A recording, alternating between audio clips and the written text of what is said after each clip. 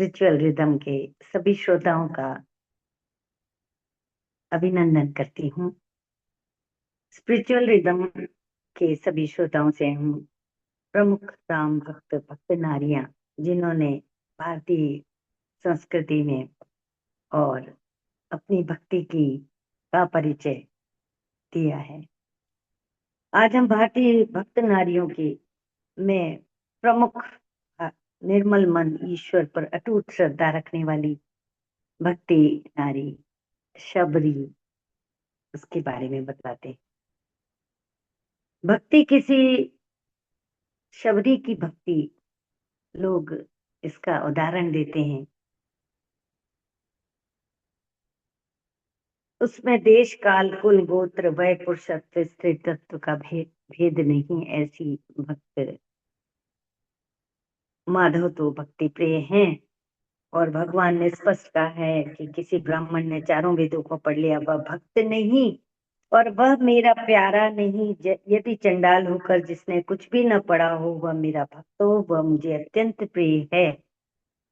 भक्तिमती शबरी उन्हीं प्रभु की परम प्रिय भक्त नारियों में से एक सुप्रसिद्ध भक्त नारी भक्त हो गई।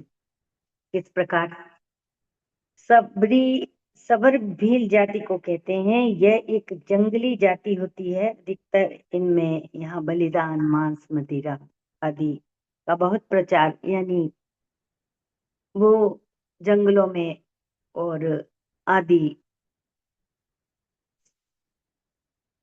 आदि जात के, जैसे शबरी के पिता भीलों के राजा थे। शबरी जब विवाह योग्य हुई तो उनके पिता ने एक दूसरे भील कस्बे में उनको विवाह करना पक्का किया। विवाह के दिन निकट आई। सैकड़ों बकरी और भैंसे बलिदान के लिए, क्योंकि वो राजकुमारी थी। शबरी ने पूछा, ये सब जानवर क्यों इकट्ठे किए गए हैं? उत्तर मिला, तुम्हारे विवाह के उपलक्ष्य में उन सब का बलिदान होगा। भक्तिमती भोली बालिका का सिर उसे यह समझ में नहीं आया कि मेरे विवाह के दिन इतने पशुओं का, निरीह पशुओं का बल बलि क्यों होगी। यह कैसा विवाह जिसमें इतने प्राणियों का वध हो। इस विषय से तो विवाह न करना ही उचित है। ऐसा मानकर वह रात्रि में उठकर जंगल में चली गई और फिर लौटकर घर नहीं आई। दंडकारण्य में हजारों ऋषि मुनि तपस्या करते थे। शबरी हीन जाति की थी, स्त्री थी, बालिका थी, अशिक्षिता थी, मतलब सिर्फ वह ज्ञानी थी। उस वक्त उसमें संसार की दृष्टि में भजन करने योग्य कोई गुण नहीं था, किंतु उसके हृदय में प्रभु के लिए सच्ची भक्ति थी और जिसके में सभी गुण स्वतः ही आ जाते हैं। अगर वह सन्नारी, वह भक्तिमती बालिका राम की परम भक्त कैसे हुई? वह रात्रि में 2 बजे उठती, जिधर से ऋषि निकलते उस रास्ते को नदी तक झाड़ कर आती।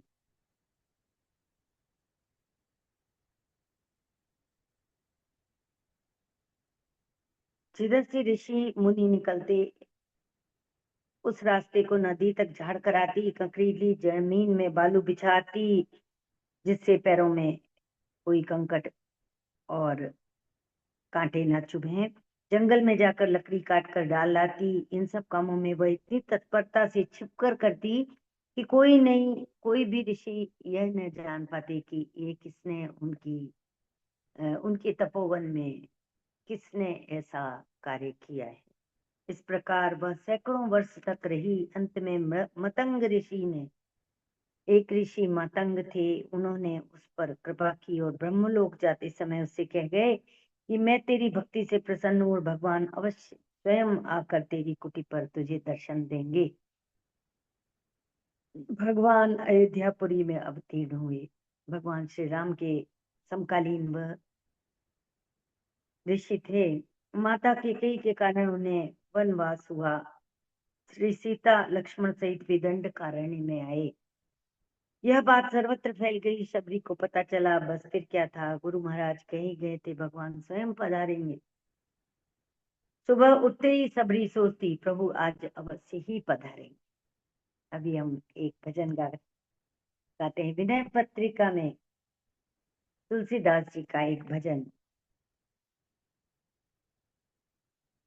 मैं हरि पतित पावन सुने, मैं हरि पतित पावन सुने, मैं पतित तुम पतित पावन, दो बालक बने, मैं हरि पतित पावन सुने।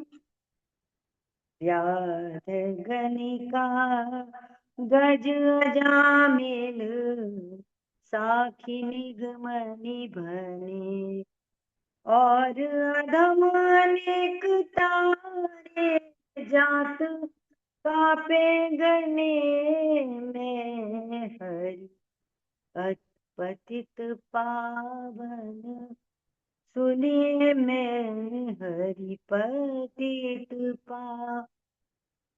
पावन सुने, जानी नाम जानी ने, नरक सुरपुर मने, दास तुलसी शरण आयो, राखिए आपने, में हरि पतित पावन सुने। इस प्रकार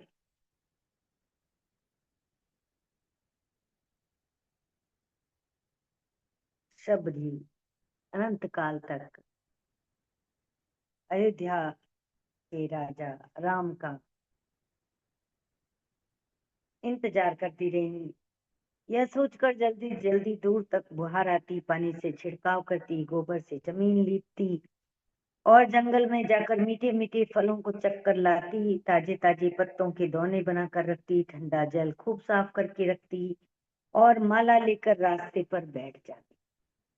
तभी कई वर्षों तक एक ही दिनचर्या में निरंतर ईश्वर का ध्यान, मनन, चिंतन और बाट जोहती, उस रास्ते पर वह अनेक वर्षों तक निगाहें अपनी रखती कि शायद आज श्री राम इधर आएंगे। जंगल में जाकर मीठी मीठी फलों को चाक चाक कर लाती, ताजे ताजे पत्तों के दोने बनाकर रखती, ठंडा जल खूब साफ करके रखती, माला लेकर रास्ते पर बैठ जाती, एक टक निहारती रहती, वह पथ को निहारती रहती।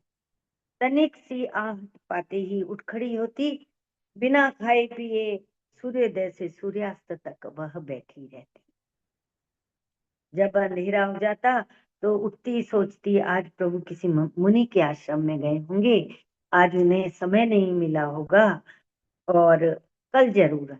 इस प्रकार वह अनंत काल तक उनका इंतजार करती रही, और बस कल फिर इसी तरह बैठती, और ना आने पर कल के लिए पक्का विचार करती, ताजे फल लाती, और इस प्रकार उन्होंने 12 वर्ष बिता दी। गुरु के वचन असत्य तो नहीं हो सकते, आज नहीं तो कल जरूर आएंगे, इसी विचार से वह निराश कभी नहीं हुई। अन्य मुनि ऋषि निश्चिंत थे, कोई सोचता भगवान आवेंगे तो पूछेंगे यहाँ सबसे बड़े तपस्वी कौन है, तो वह अवश्य हमारे आश्रम में आएंगे पहले। कोई श्रेष्ठ कुल के अभिमान में, कोई सबसे अधिक विद्वत्ता के अभिमान में, कोई सबसे अधिक ज्ञानी होने के अभिमान में बैठे थे। भगवान आए, सीधे शबरी के आश्रम में पहुंचे। उन्होंने अन्य ऋषियों के आश्रमों की ओर देखा भी नहीं। शबरी के आनंद का क्या ठिकाना, वह चरणों में लोटपोट हो गई, नेत्र के आंसुओं से पैर धोए, पलकों के पावड़े बिछाए, हृदय के सिंहासन पर भगवान श्री राम को बिठाया। भक्ति के उद्रेक में वह अपने आप को भूल गई, और सुंदर सुंदर फल खिलाए और पंखा लेकर बैठ गई।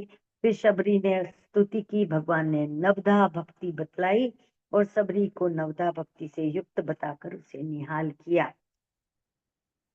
ऋषियों ने सुना भगवान आए और सीधे शबरी के घर चले गए, किसी ने सोचा अरे हमारा नाम किसी ने नहीं बताया होगा, कोई सोचते अमुक ईर्ष्या से ले गया होगा, कोई सोचते भूल से चले गए होंगे। सभी एक एक करके शबरी के आश्रम पर आ गए डरते डरते। शबरी ने सभी को दूर से साष्टांग प्रणाम किया और ऋषियों से भगवान की बातें होने लगी। और यह एक अ, बात सर्वत्र है कि शबरी ने अपने चखे हुए बेर श्री राम को सुना खिलाए।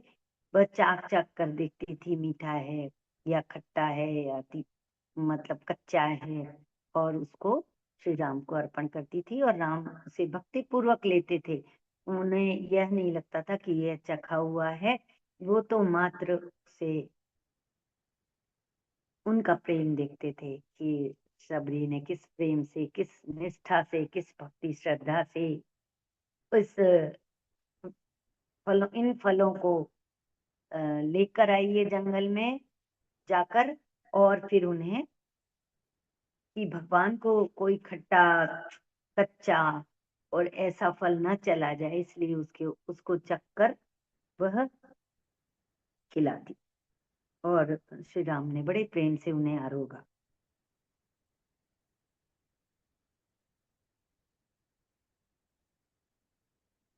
बहुत सी बातें होती रही। अंत में ऋषियों ने कहा भगवान हमारी यह पुष्करणी बड़ी सुंदर है, अब इसमें कीड़े हैं, किसी तरह इनका जल अच्छा कर दें। महर्षियों, सरोवर और कूप में कीड़े पड़ जाना, वृक्ष लगाने पर सूख जाना पाप का परिणाम माना जाता है।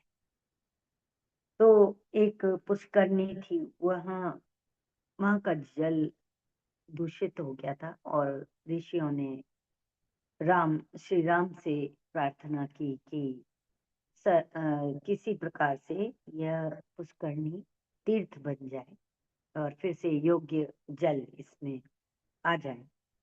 अवश्य ही आप में से कोई, श्री राम ने कहा कि अवश्य ही हम में से कोई महान पाप कर चुके हैं और उसका प्रायश्चित होना चाहिए। बहुत सोचने पर भी ऋषियों ने अपना कोई पाप नहीं पाया। तब अंतर्यामी प्रभु बोले मुनियों, अनुसंधान करने पर मुझे पता चला कि एक ऋषि नदी तीर से स्नान करके आ रहे थे।